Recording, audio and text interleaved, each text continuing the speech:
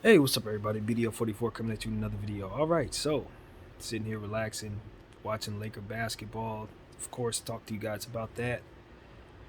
And I started messing around with the trade machine. I really did because something Gilbert Arenas said, and I know people didn't take him very seriously when he said it. Um, but he was saying that trading Russell Westbrook and Anthony Davis for Kevin Durant and Kyrie Irving just made sense. He said because it's easy for the paperwork, and I was like, easy for the paperwork, easy for the paperwork. Does that really matter in the grand scheme of things? I do not know. I do not know. But what I can say is when I put it in the trade tracker straight up, it worked. Nothing needed, nothing added, just 2 for 2. And I just have a strange feeling Brooklyn's if Brooklyn can't find what they're looking for, and KD really does hold out, I got a feeling they're gonna swing around. They're gonna make the call. I really do. I think they're gonna ask the Lakers to do that. I don't know what the Lakers are gonna do. I'm pretty sure if that scenario was already in place, it's already been said. Probably it's already been put out there. I'm sure from one side or another. But I'm telling you, man, Brooklyn has a lot of options. Obviously, they can just bring him back, and if he's willing to play, then that's not going to be a problem. You just bring him back and you trade him later when things open up. But if he's willing to hold out and they choose not to keep him in that situation, I think the Lakers situation is probably the one that they'll want when considering some of the stuff that may be out there. I don't know. I mean, some of that stuff, if they haven't already settled on it now, chances are they're not going to want to settle on it later, last minute. I just don't know. I don't know. Looking at how complicated this thing has been, looking at how complicated the Kyrie Irving trade appears to be just in general, and what the Lakers don't want to give up. You know what I mean? In the process of that, if this makes that go away, that may be incentive for the Lakers to do it. And that's what I'm also looking at. You consider the paperwork aspect of it. That may not matter as much to Brooklyn, but looking at it from the Laker point of view, that might matter more to us. We consider what we're looking at. I don't know. The tea leaves, as I always say, have always, since for 2 weeks, as far as I'm concerned, have always pointed to the best trade scenario for the Brooklyn Nets, in my mind, for KD, is the Lakers. I've been saying that since it first was announced, when I first did my whole thinking about it. That's what I came down to. And the more I've thought about it, it still points back at Lakers and AD, because at the end of the day, it seems like every door is closed in regards to trading KD for what Brooklyn would want in return right now. Now, as we said, if KD is willing to play for them, they can let the clock be their friend and just wait until the waters are a bit more, you know, clear and easy to make a trade in that regard. But if they're forced to move him now, I don't think they're gonna find a better deal than that. I can't see one. I can't see one. There may be one out there behind the scenes. Of course, there are things that are possible. Don't get it twisted. When a player like KD is out there, things are possible. But what I'm saying is, in this climate, looking around, seeing how teams are not willing to give up young talent, seeing as how the price tag on superstars is now just undoubtedly higher because of the Rudy Gobert trade, it's just impossible to get fair value for him right now. Not as fair as currently defined. Mm-mm. It's not. It's not even possible. Toronto obviously is in a holding pattern because, from what I understand, they could do the deal if they're willing to give up Scotty Barnes, and they're not willing to give up Scotty Barnes. Now that could be something that I think could possibly change right now, when you consider it's Masai Ujiri. But if the owner's not up for it, it just doesn't happen. So that's just at the end of the day, that's just what it is. I think Masai would probably do the deal. I think he would, but I don't think I don't have any idea what the Toronto ownership feels at this moment. I don't know. But if it's me, I probably hold on to Scotty, man. I'm not gonna overrate Scotty. He did just win Rookie of the Year, and I'm super high on him, as you guys know. I've been super high on him since last year before the draft. But I do respect what KD can do for the Toronto, fan base at on a 4-year deal. For their overall, outlook. That's pretty good. That's pretty good. You know what I mean? I think that if it were a 2-year deal or 1-year deal, you'd be like, nah, I don't want to risk it like they did with Kawhi Leonard. No, but 4 years, you can deal with an aging KD. You know what I mean, and really thrive if you're the Toronto Raptors. Now he may not be all that happy up there. He may not, but depending on what you have to give up to do it, you figure if it's Scotty Barnes and a bunch of picks, you retain all of that length that you still have. You probably feel pretty good about that. For the short term, at least for the next 3-4 years, while these guys continue to stay together. You figure Anunoby, Van Fleet, Kevin Durant, like that right there is a whole lot of efficiency. The fantastic defensive players there. I didn't even mention Pascal Siakam. If you can keep him, that's a good look. More length. Boucher, you still have length. All of that looks good. I mean, you miss Scotty for sure. I don't know if you keep Gary Trent. You might have to give up Gary Trent too in this situation, which I don't love. But you figure if you're able to retain him, maybe move out Anunoby instead or something like that, you still feel really good. You're still really efficient. I think that's a contender. Now, I don't know if your bench is good enough. That's been my thinking the whole time. I just don't think you're good enough to win it. But, I mean, you got a hell of a team. You're definitely going to be in the mix. You certainly feel talented enough to win it. And as you continue to understand that you have KD for another 3 years after that, you could start building a plan that, puts some talent around them slowly but surely over the next 4 years. By the time the end of that contract comes around, you might be a loaded contender. Or at the very least be in a Westbrook Laker type situation with not a struggling player, because KD ain't struggling. 4 years from now, he's still going to be able to hit a jumper just as wet as he is now. So that's the good thing about having him as an expiring contract on a super, super expensive deal.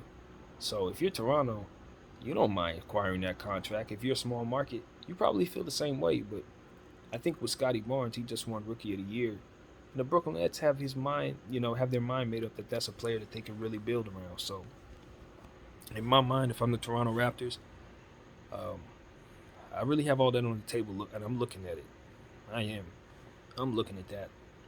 Because it worked when we did it with Kawhi on a 1-year deal. Why would I think it wouldn't work with KD on a 4-year deal? And I'm telling you this. If KD comes to town, if I'm Kawhi Leonard and things fall apart in LA, I might come back to Toronto if I know KD's there. You figure people say, oh, it's going to be hard to get people to come there. Might not be hard to get Kawhi to come back. Not if KD's in place. I don't think that. I don't think that at all. So if you're Masai Ujiri, you might want to sell that to ownership, because that's what I would sell him. Just give Kawhi a call, see what he thinks. Paul George and the Clippers may want to move on from him, given his history anyway. So just basically let him know the door is always open for him to come back, and you'll have KD waiting for you. I think it's a good selling point. And I think it's pretty good with Scotty there too, to be honest with you. But it's just something to think about. So yeah, I just wanted to put that out there. I think all in all, just circling back, if that's not on the table, and KD does want to sit out instead of playing for Brooklyn, then you're looking at a situation where it can get really sticky. Now, I look at the Miami situation, and then I circle back and I say, okay, well, they might want to do a deal. They said they wouldn't be willing to give up Jimmy Butler or Bam Adebayo, but I don't know, man. Sometimes when you're considering what you're letting go of, you don't really give as much consideration to what you're bringing back. And I'm guilty of that as a fan of my team because I never like making trades until after they're made, and then we see the success of them, and it's all good. So I don't know, man. I feel like this: if I had KD on my team, right, would I be willing to trade him for the package that I have? And if the answer is no, then I need to really consider why not trading for him for that package. You know what I mean? Like, you really consider it's like, okay, that's a loaded statement because obviously you have a system surrounding players, so it's not as simple as pick and plug. I get that.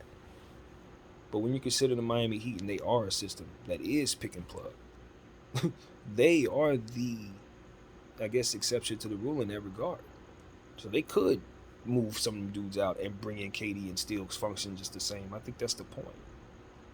So that's another situation I would pay attention to because really, when you consider what they have, it ain't good. But are they that good? I love Jimmy Butler. But that last shot left a bad taste in my mouth. It just spoke to him just not quite being that guy. And I'm going to tell you right now, KD is. He's definitely that guy. Because if his foot wasn't so big, he hit that shot 2 years ago, and that series changed. It's forever. We don't remember that series the same way if that foot isn't over that line.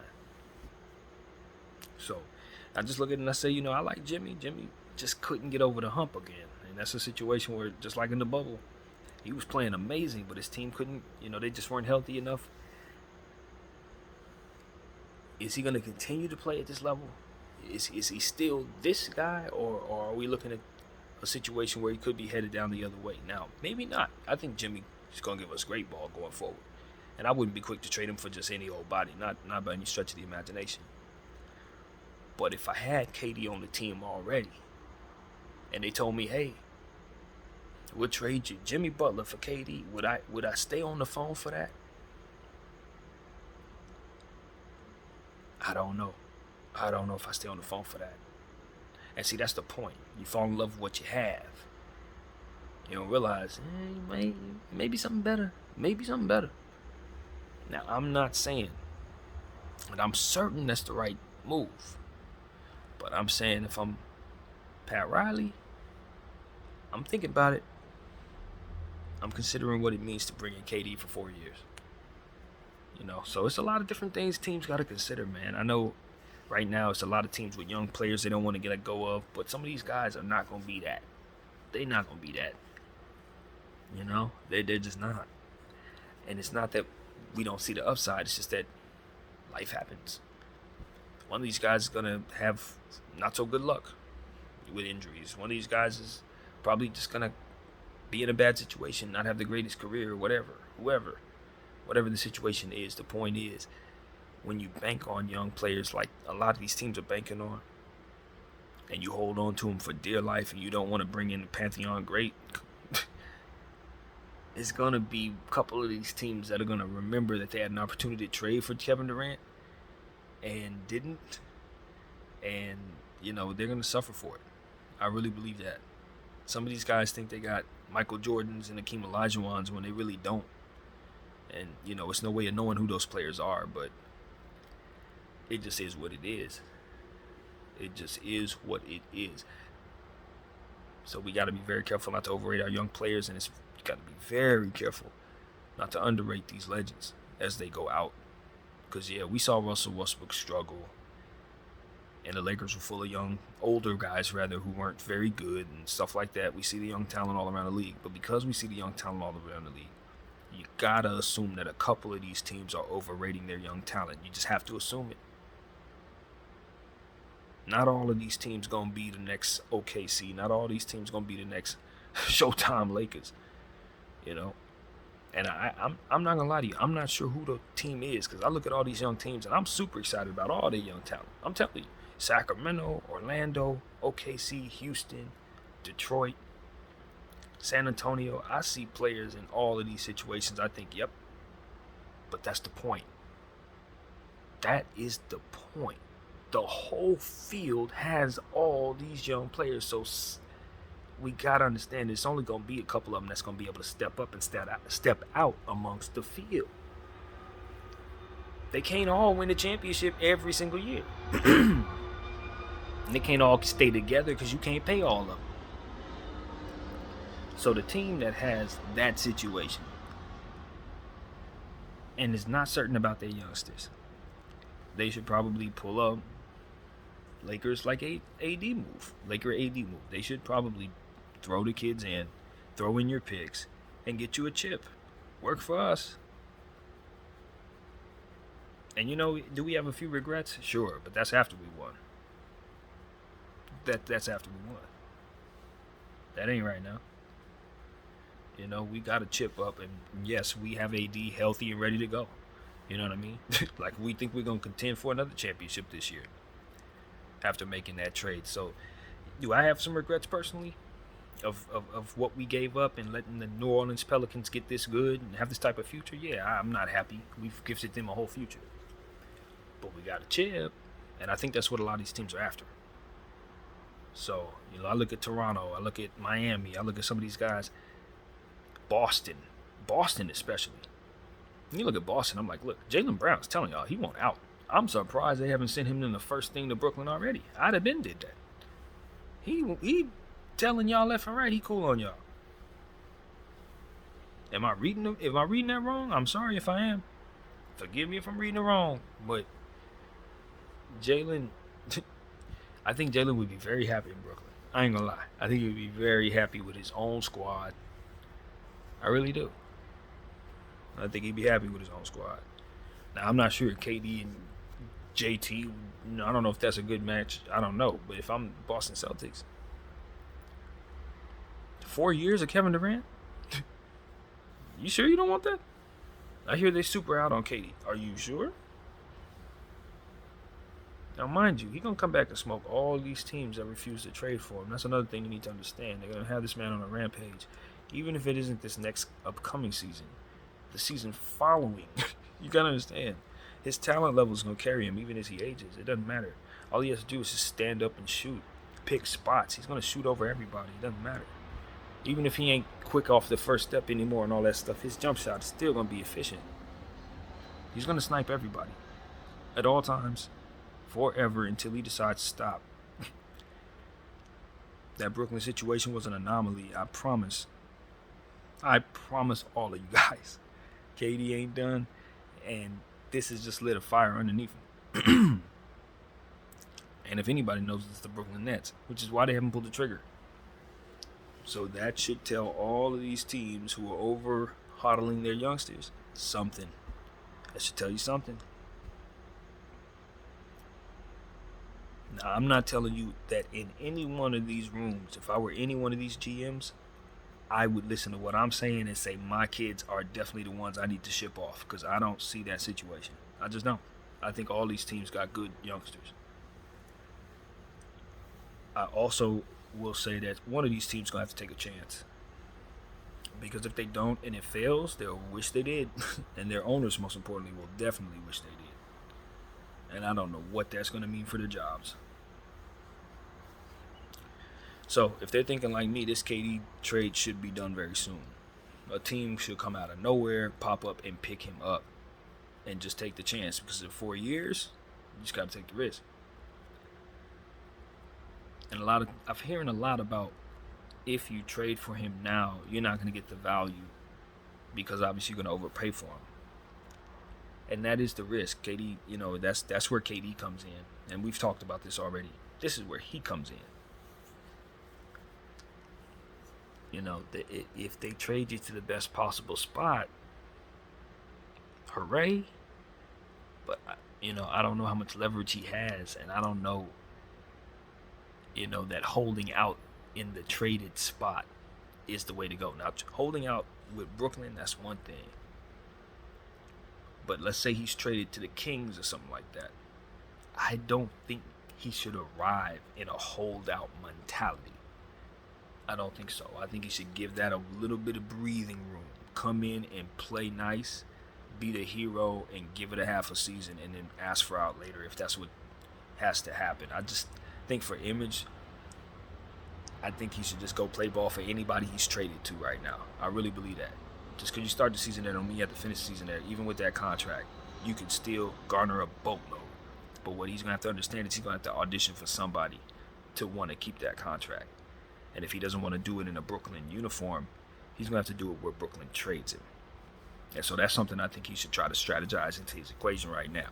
If I end up a Wizard, I'm happy to be a Wizard. You know what I mean? If I end up a Clipper, I'm happy to be a Clipper. If I end up a Raptor, I'm excited to be a Raptor. Like all these situations, he got to be excited to audition to prove that that contract is worth keeping for 4 years. So that's the mentality I think he should have from a strategic standpoint if he wants to extend his career and keep it going the way it's been going. Because this Brooklyn thing, people are waiting for him to act up. That's what I was saying in a previous video about the situation. They're waiting for him to hold out and act completely outside of the old KD character so they can sweep him into the Kyrie situation, and in such a way that basically says, see, you're just like him. We can destroy your value as well. And nothing would make them happier than destroy his value. Because why? Because that's the whole point. See how much Rudy Gobert costs? You want players like that at the most crappy value possible. You understand what I'm saying? If I can get KD on a 5-year deal because people think he's a horrible guy, do you know how good my team is? 5 years, not 5 years, but $5 million rather. Like a 1-year deal, $5 million for talent like Kevin Durant.